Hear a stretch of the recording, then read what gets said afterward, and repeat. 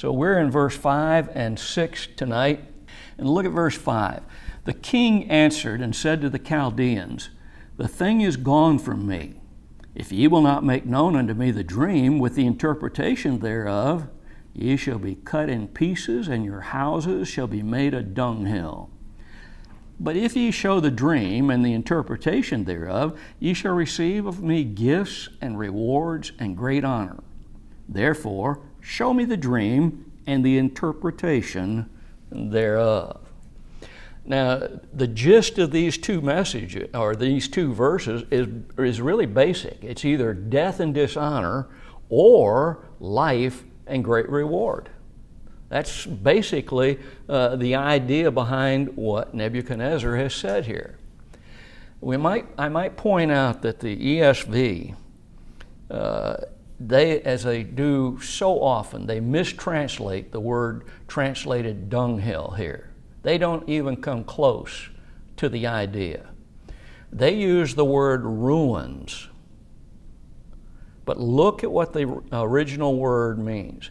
Ruins indicates that a building remains a building, or a city, or etc., but it's been deteriorating. Walls have been falling down, roofs have been caving in, etc. Or it may be burned, but it's in some kind of state of decay. And the ESV does an awful lot of this.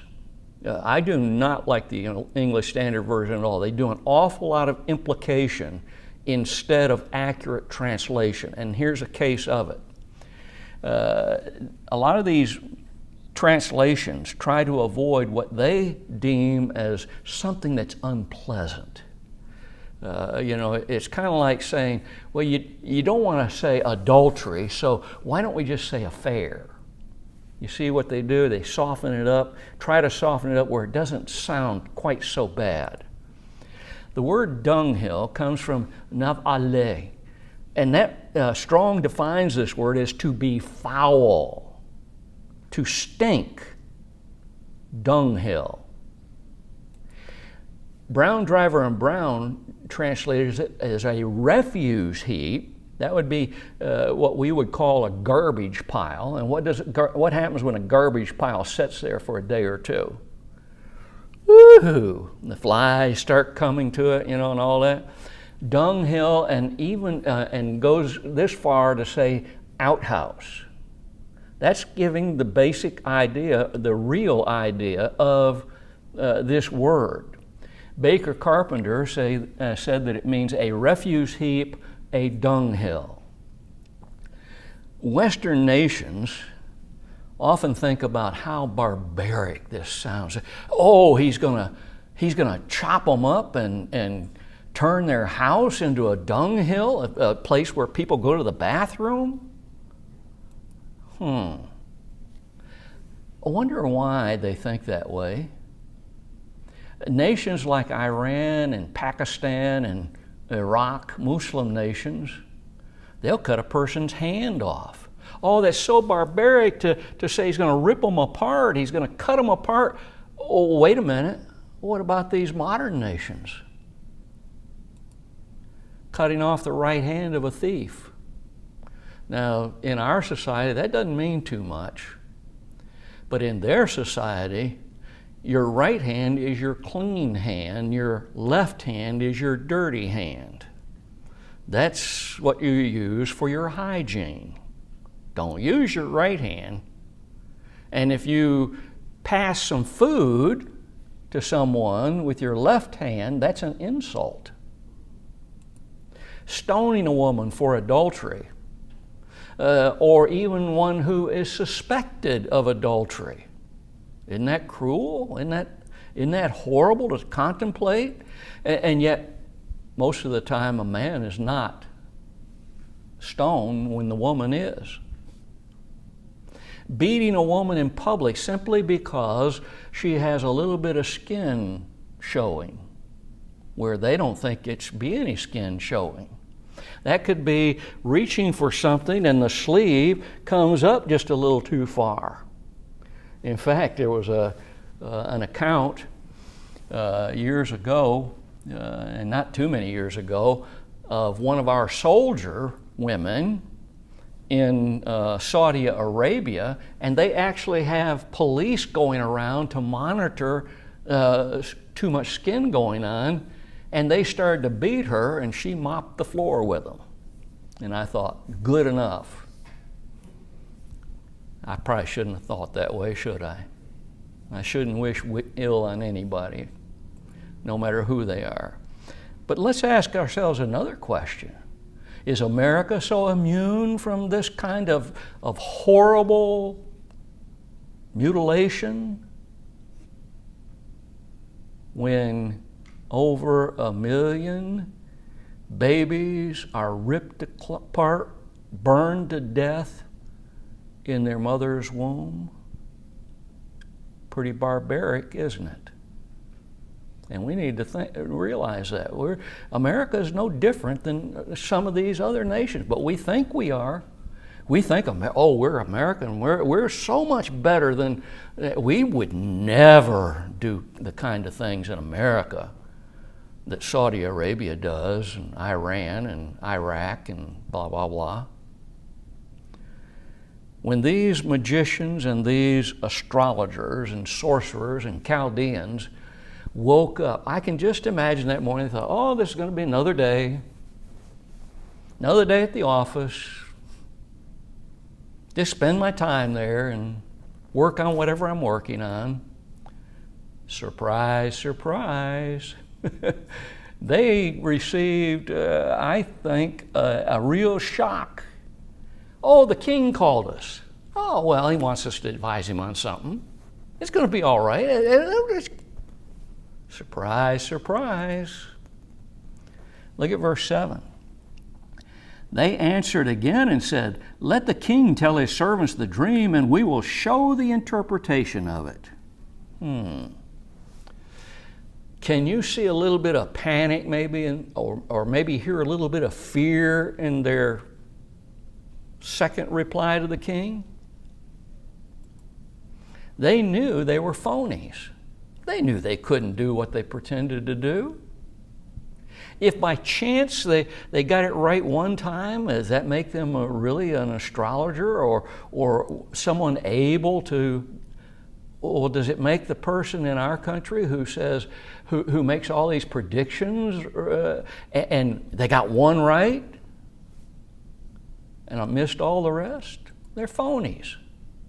They understood that by simple human resources, simple human thinking, no matter how hard they concentrated, they couldn't do what the king commanded. Couldn't do it. They knew that Nebuchadnezzar could also be a very cruel, vindictive, and brutal person.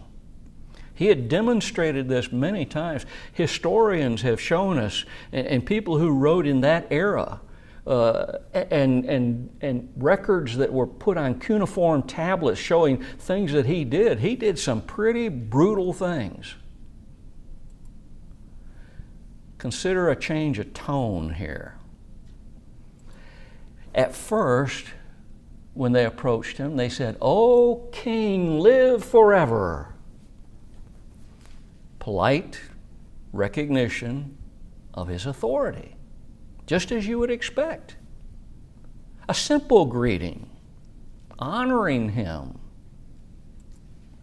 Now, I would suggest their answer turns a little bit more humble and begging. How? Let the king tell his servants. This is the same word that we have doulos in the Greek. It means the same thing. It means slave. At first they just greeted him, "Oh king, live forever." Now, "Oh, we're your slaves. Tell your slaves what it means." Servants, slaves. Were they now begging? Look at verse 8 and 9. The king answered and said, "I know of a certainty that ye would gain the time, because ye see the thing is gone from me." But if ye will not make known unto me the dream, there is but one decree for you, and ye have prepared lying and corrupt words to speak before me till the time be changed. Therefore tell me the dream, and I shall know that ye can show me the interpretation thereof. You would gain the time.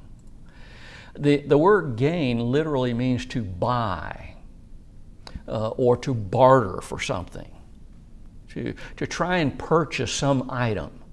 And what he's saying is, you're trying to buy time. You're trying to purchase time. In other words, you're stalling.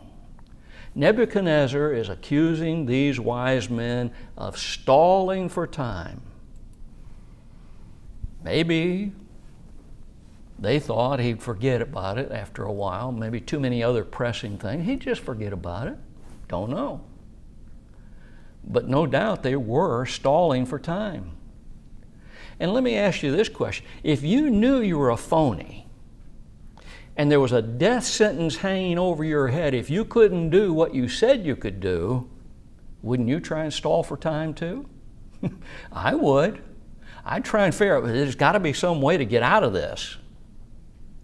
We know what kind of man this is. We know what he's capable of doing. And we know that he can get really, really angry.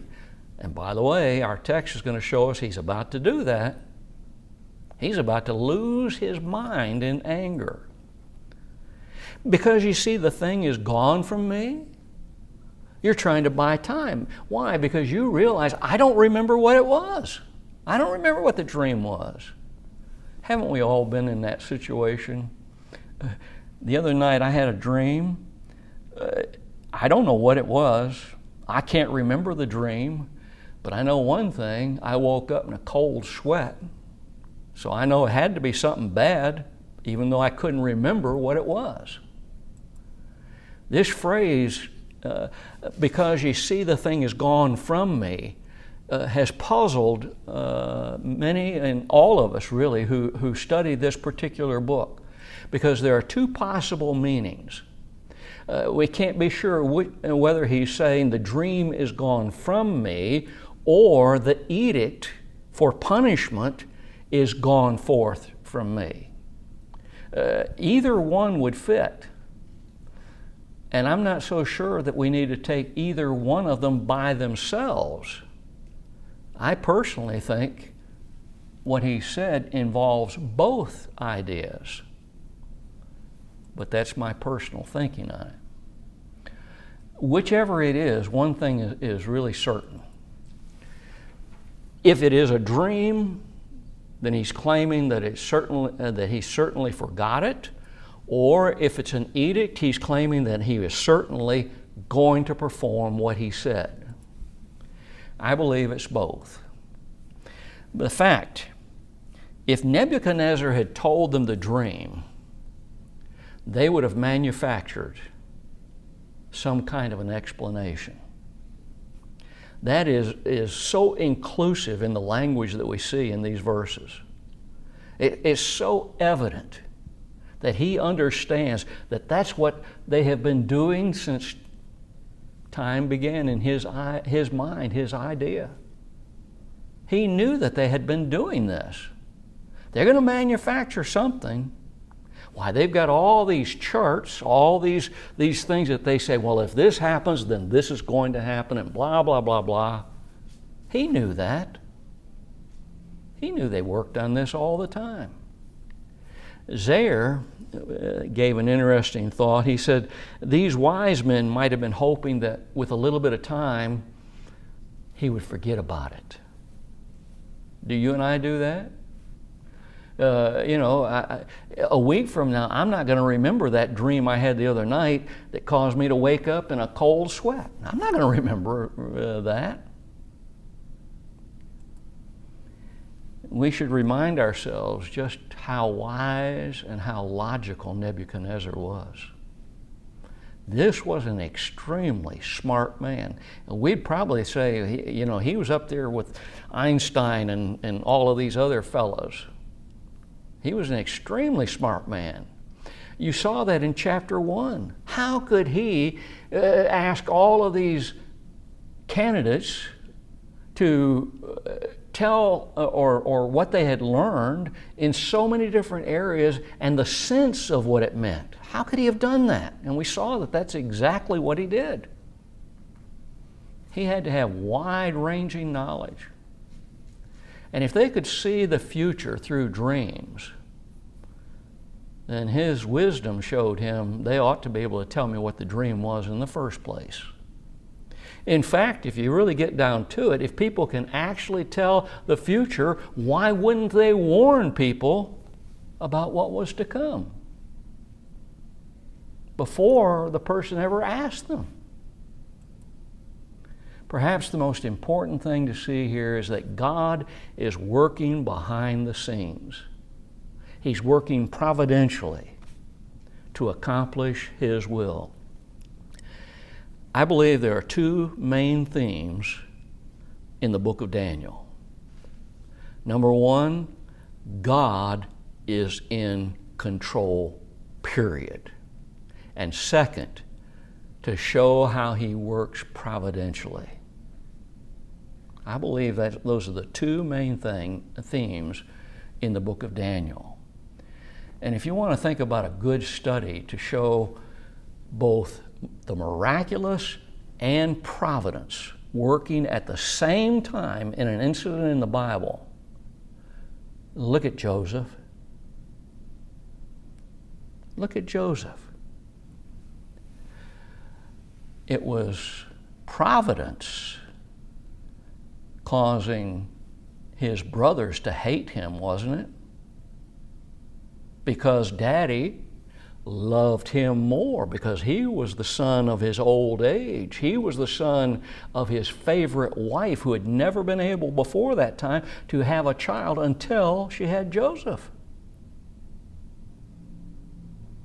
But it was God's miraculous ability that showed him the dreams, that showed that he was going to rule over his brothers in the first one, and in the second one, not only would he rule over his brothers, but his mama and daddy. And yet it was providence involved with the miraculous that caused Joseph's brothers to hate him even more because of those dreams. It was providence that caused his brothers, with their hatred, to sell him to the Ishmaelites, ignoring all that went just before that. Here was a caravan that was just going through like they always did between the Tigris-Euphrates River and Egypt, back and forth. Providence. It was providence that had them sell him, thinking they got rid of him. Boy, we did it. And we didn't have to kill him. We don't have to have his blood on our conscience. It was providence he was sold to Potiphar. It was providence that Mrs. Potiphar tried to seduce him. It was providence that cast him into jail. Oh, but here we go again.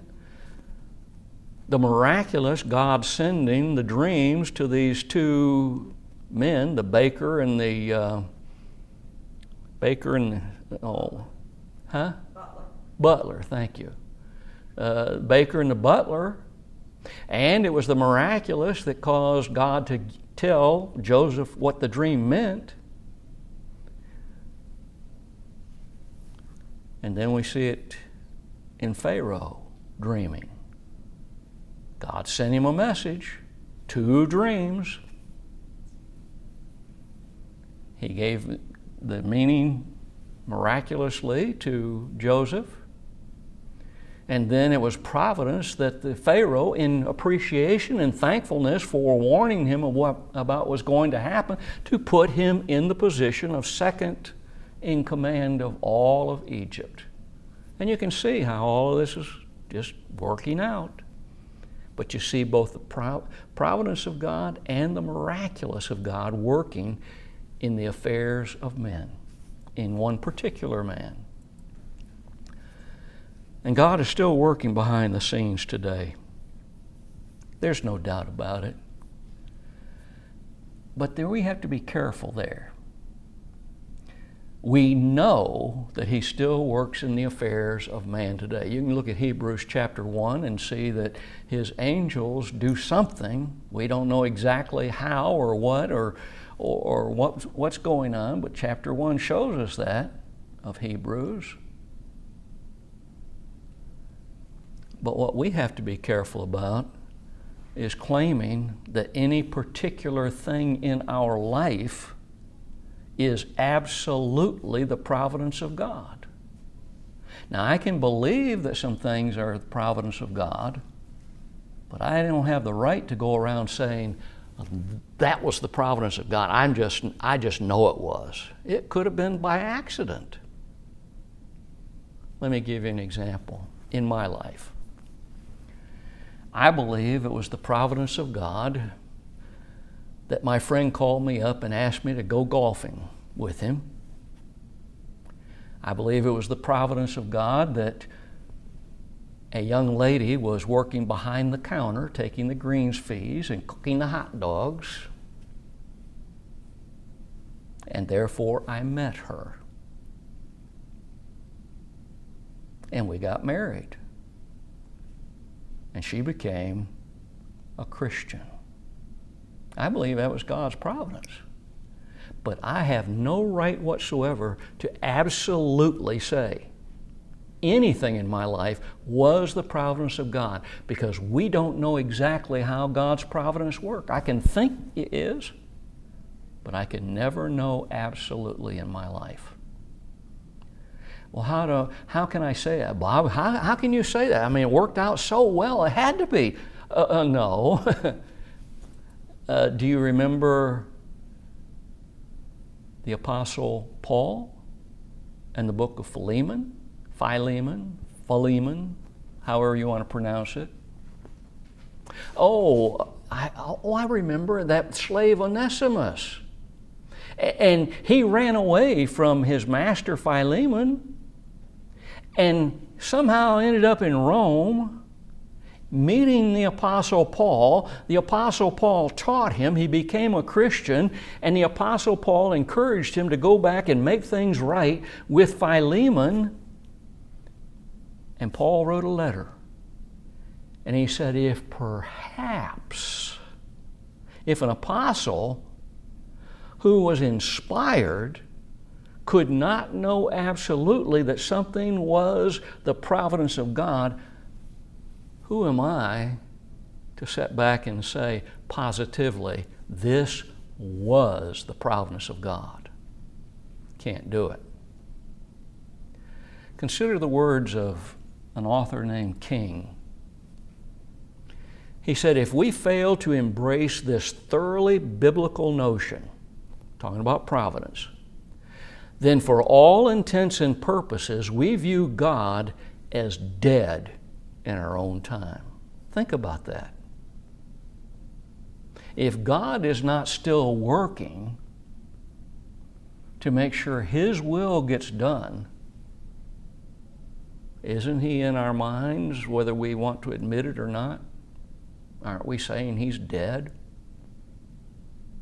That's what a lot of the world around us wants to think. Oh, he died a long time ago. He isn't alive anymore. Also consider a major difference between the wise men and Daniel. Both groups asked for time. But there's a difference. The wise men reveal by asking for this time that they can't tell the king what it is, but give us some time and let us think about this. Stalling.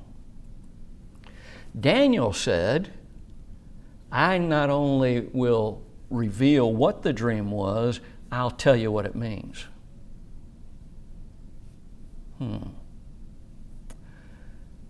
Interestingly,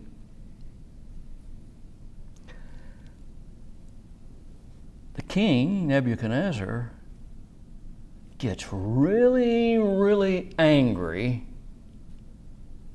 with these false, phony prognosticators and decides to kill them.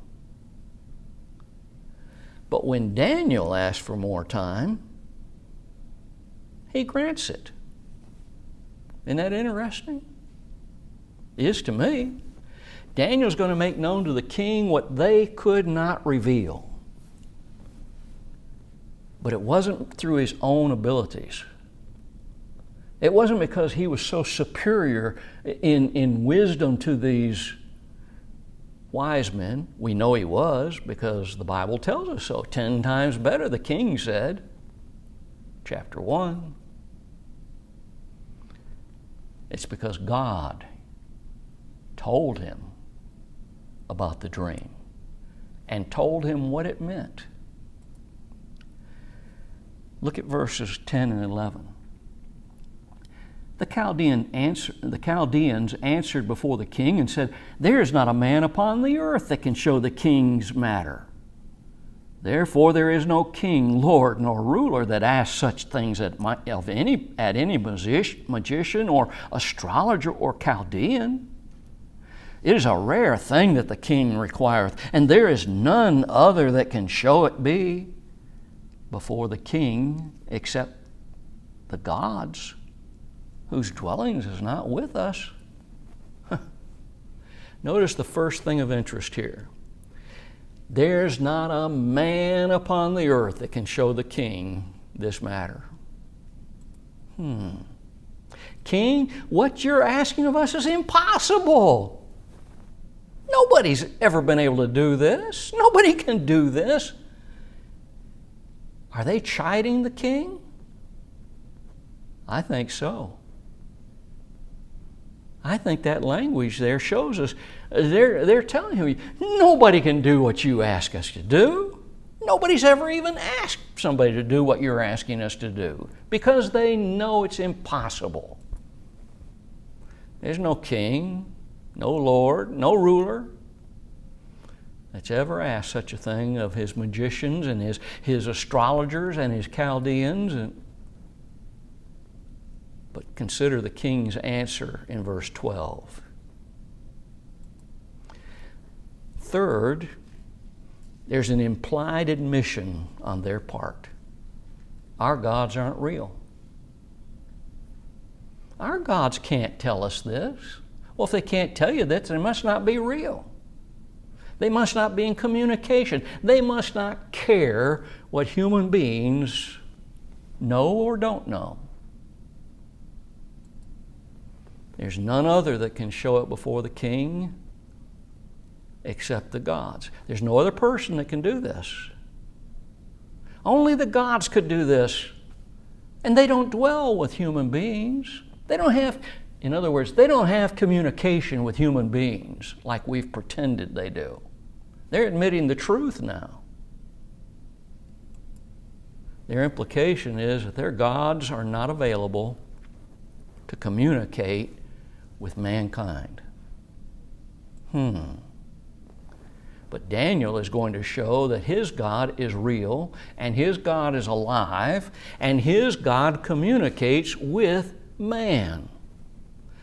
Oh, not necessarily on a continual basis, but he lets man know what man needs to know when man needs to know it. He knows what, his God knows what goes on in a man's mind. He cares. And he cares enough to intervene when it's needed and when it's right to do so according to his will. And he's going to let it be known that his God hears and reveals even the deepest secrets of a man's mind. Kind of reminds me of what the Hebrew writer said, isn't it? Able to part asunder soul and spirit, the thoughts and the intents of the heart. God's sword, His Word. He's going to show that His God can also reveal the future. He's going to show all of these things. And they've already admitted, we can't do any of this. And our gods can't do it either, because they don't exist. They're not real. The wise men have falsely implied that they had supernatural ability, which is what it would take to be able to figure out a man's dreams and what they meant. And we don't have it. Until they're threatened with death because they can't produce. The contest is between the wise men and God. It's between Nebuchadnezzar's gods and the God of heaven and earth, the only God, Yahweh, the personal God, Yahweh, the God who cares about His creation, Yahweh, the God who wants them to have happiness and peace, Yahweh. And if they couldn't reveal the dream and its meaning, because their gods did not live among them, did not communicate with them, in a sense they're saying, well, how could Daniel do this? And we should ask the question, how could Daniel do this? Well, it's because God is active in the affairs of man. Look at verse 12 and 13. For this cause the king was angry. Now, wait a minute. What cause? Back up just a second. It's a rare thing that the king requires, and there is none other that can show it before the king except the gods whose dwelling is not with flesh and blood. Oh, look what he said in verse 10. Therefore there is no king, lord, or ruler that asketh such a thing of any magician. Why, you silly king. Don't you know that you're asking us something that nobody has ever asked, because they know it can't be done? They were chiding him. Now do you see the anger and why he got angry? He's the king. He's the most powerful being in the kingdom, and you've just insulted the king, not once but twice, with your words. For this cause the king was angry and very furious. Butler states that the term very furious indicates an anger that is growing and growing. As they answered him, and the words they were saying, this anger is growing and growing until it reaches the point where it cannot be controlled any longer. The decree went forth. Kill the wise men.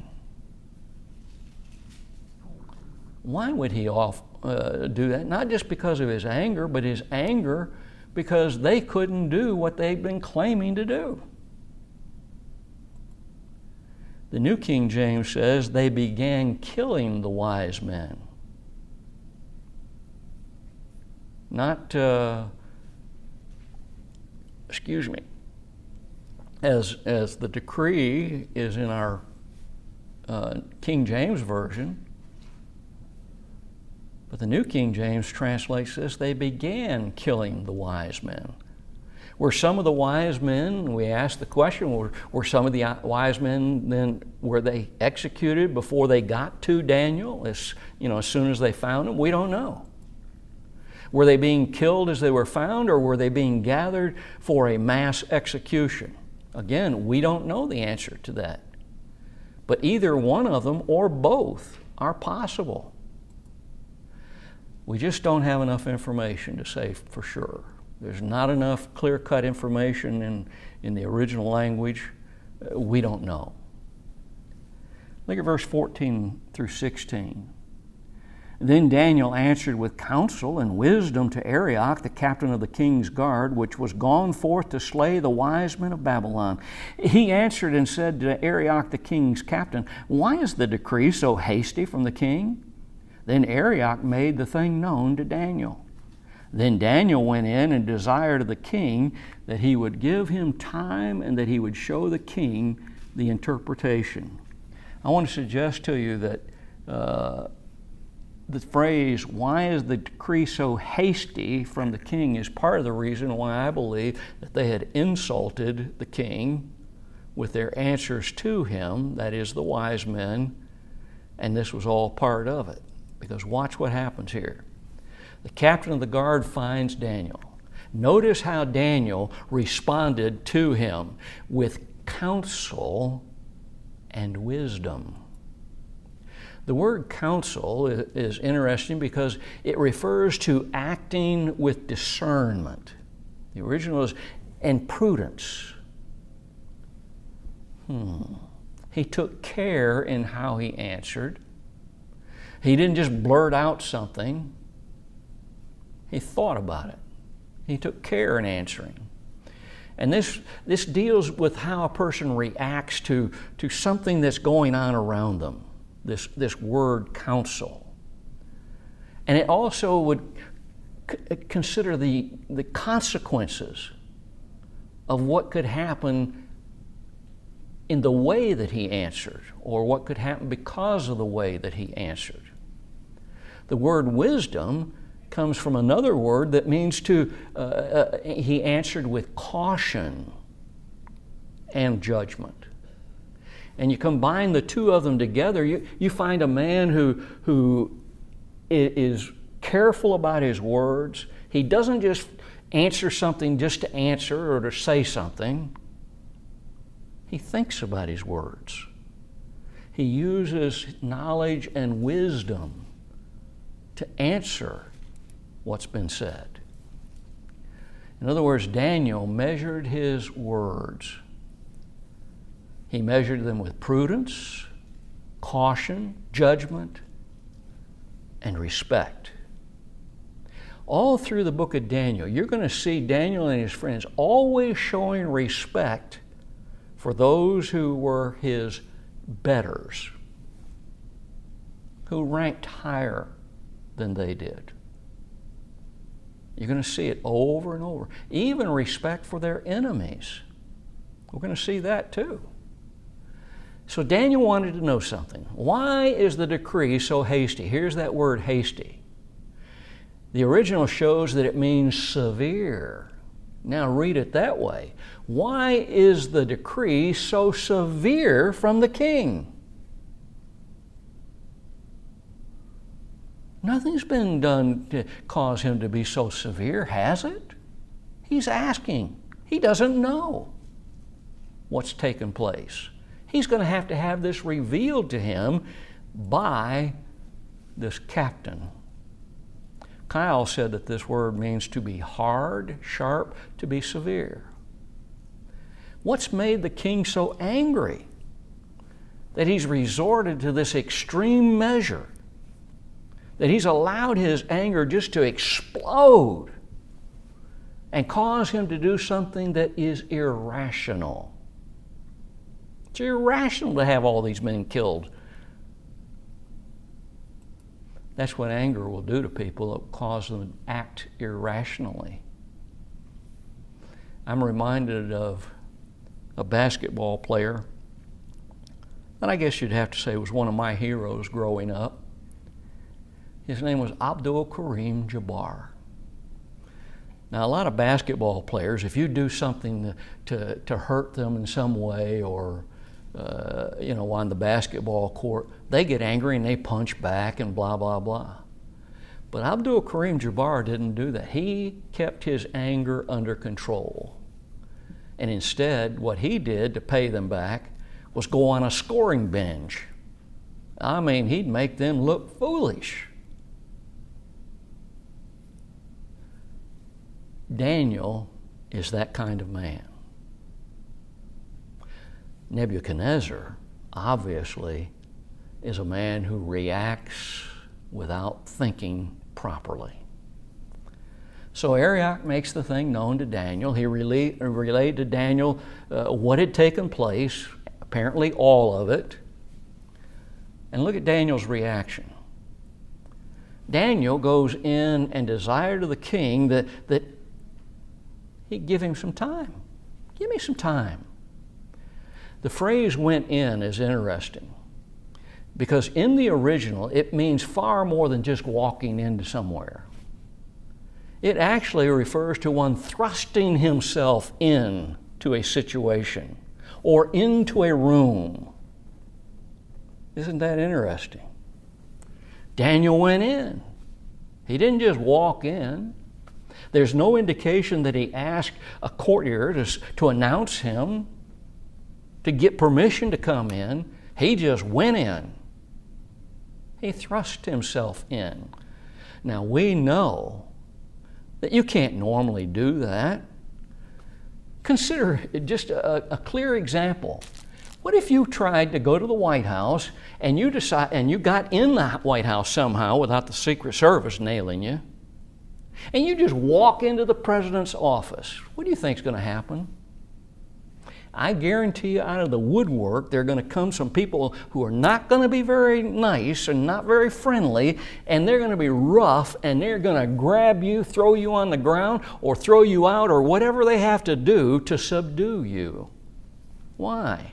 You just don't walk into the president's office like that. And you didn't do that with a king in those days either. You didn't do it with Pharaoh. You didn't do it with Nebuchadnezzar. You didn't do it with Caesar, Augustus. You won't do it in the governor's office. Now, without serious consequences, the result can be disastrous. You can't help but ask yourself, why didn't Nebuchadnezzar have Daniel put to death as was a custom of those times? Bursting into the king's presence without permission, without invitation. Why would he think Daniel was not incapable just as the other wise men were incapable? Daniel gave the king a guarantee. I will show you the interpretation. He wouldn't merely dismiss Daniel as being like the other wise men. It may have reminded him when Daniel appeared before him that, oh, this is one of the men, and he was 10 times better than all the rest. And Daniel seems to have understood that God had something planned for him, and so he wasn't going to die that day.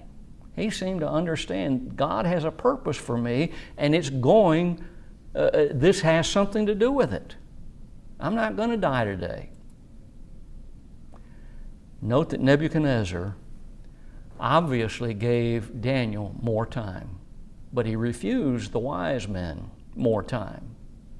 Did he trust Daniel more? Had he been communing with Daniel on matters of state to a point for a while? We don't know how long the time was between chapter 1 and verse 3 of chapter 2. We don't know how long it was.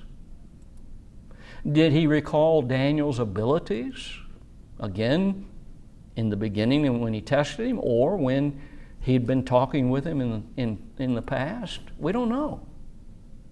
But we do know that he said that Daniel had understanding in all visions and dreams. Daniel 1:17. And another thought that interested me, when Arioch came to Daniel, Daniel didn't know why he was there. Does that interest you? It shows that a prophet was not gifted with knowing everything all the time. He didn't know what was going on in various parts of the empire. He didn't know necessarily what people were thinking. He couldn't just walk down the street and say, well, that person's thinking this and that person's thinking that. May I suggest to you that if a person could do that, it would drive him crazy, all those voices going through his mind at one time. And he couldn't even know this ahead of time, even when it involved himself and his friends. He had to be told what had taken place and why it involved him and his friends. They were only given knowledge when they needed that knowledge to accomplish some thing that God wanted done, His will. Consider how Moses, you ever thought about it? I mean, really thought about it? You ever question, how did Moses know about what was created in each of the days and how all of that was done? He couldn't have known. No man could know. And that makes it, it makes it silly for the so-called scientist to sit back and say, oh, this is how the world was created. Well, we think it's, that theory is kind of worn out now, and now we look at the Big Bang. That's how it did it. How silly. They were only given knowledge which they could not obtain for themselves. We'll come back to verse 17 next week. Hope this has been something that can help each one of us to better understand God's will and how He works in the affairs of men. And we'll see a whole lot more of it as we go through the book of Daniel. A book that's designed to show that God is in absolute control, and a book that shows how His providence, how He cares, all that's involved with providence, how He cares about us, His creation.